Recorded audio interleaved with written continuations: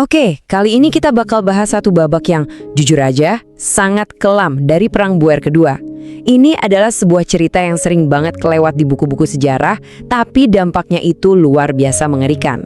Kita mulai dari satu angka ini, 48.000. Coba deh renungin angka itu sebentar. Dan angka ini bukan jumlah prajurit yang gugur di medan perang ya. Bukan, angka itu adalah jumlah warga sipil. Mayoritas itu perempuan dan anak-anak yang meninggal bukan karena peluru, tapi karena penyakit dan kelaparan di dalam kem-kem penahanan yang didirikan tentara Inggris. Jadi pertanyaan besarnya kan, gimana ceritanya sebuah strategi militer bisa berujung jadi bencana kemanusiaan yang skalanya sebesar ini? Yuk kita coba urai satu persatu. Nah, untuk bisa paham, kita harus mundur dulu ke akhir abad ke-19, pas Perang Boer Kedua meletus. Ini bukan sekedar perang biasa, tapi bentrokan dahsyat antara ambisi imperialis melawan perjuangan buat merdeka. Jadi, di sini kita bisa lihat inti konfliknya. Di satu sisi, ada kaum Boer. Mereka ini pemukim keturunan Belanda yang mati-matian pengen mempertahankan republik mereka.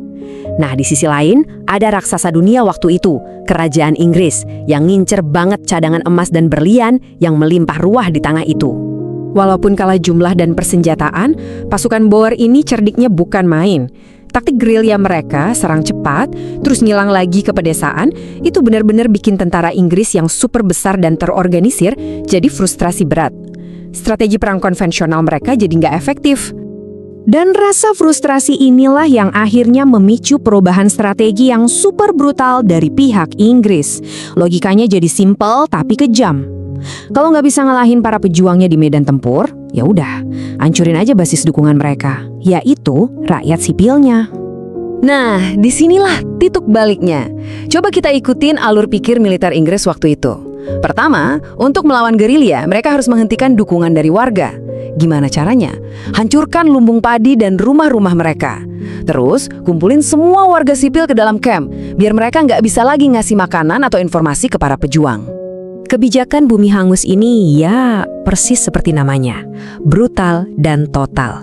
Bayangin aja, ribuan ladang pertanian dibakar sampai rata dengan tanah. Ternak-ternak dibantai, persediaan makanan dihancurkan.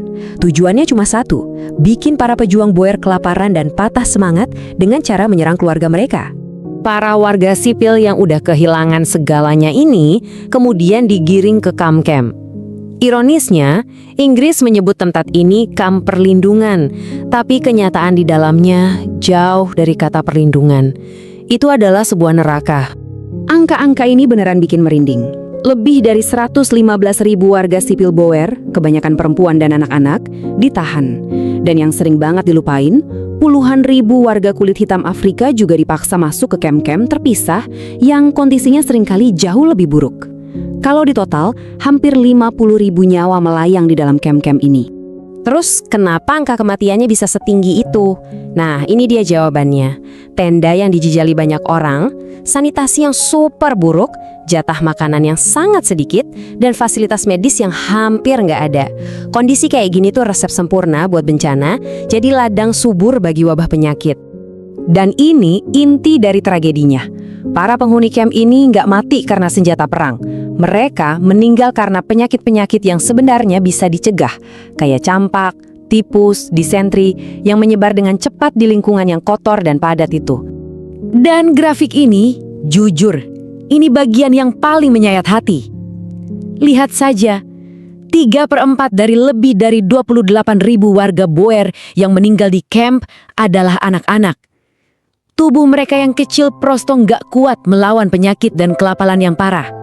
Semua kengerian ini awalnya terjadi jauh dari mata publik dunia.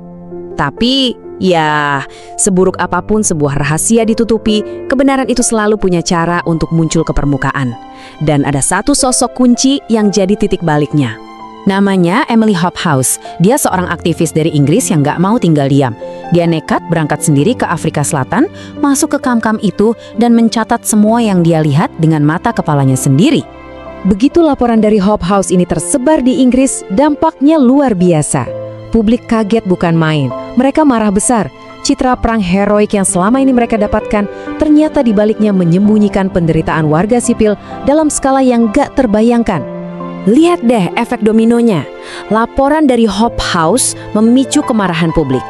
Kemarahan itu akhirnya memaksa pemerintah membentuk komisi investigasi resmi. Dan temuan komisi itulah yang akhirnya mendorong perbaikan kondisi di kamp-kamp. Tapi yang paling tragis adalah bagi puluhan ribu orang, bantuan itu datangnya sudah terlambat. Jadi, apa sih warisan dari tragedi ini? Kenapa ini penting? Pertama, ini adalah salah satu contoh awal dalam sejarah modern di mana warga sipil dikurung secara massal sebagai bagian dari strategi perang. Kedua, ini jadi bukti nyata gimana dalam perang, batas antara tentara dan warga sipil bisa jadi sangat kabur. Dan tentu saja, ini jadi salah satu babak paling kelam dan kontroversial dalam sejarah kolonialisme Inggris. Dan pada akhirnya, kisah ini meninggalkan kita semua dengan satu pertanyaan besar yang rasanya tetap relevan sampai detik ini. Ketika perang pecah, dimanapun itu terjadi, pertanyaan yang harus selalu kita ingat adalah, di balik semua strategi, politik, dan statistik, siapakah korban yang sesungguhnya?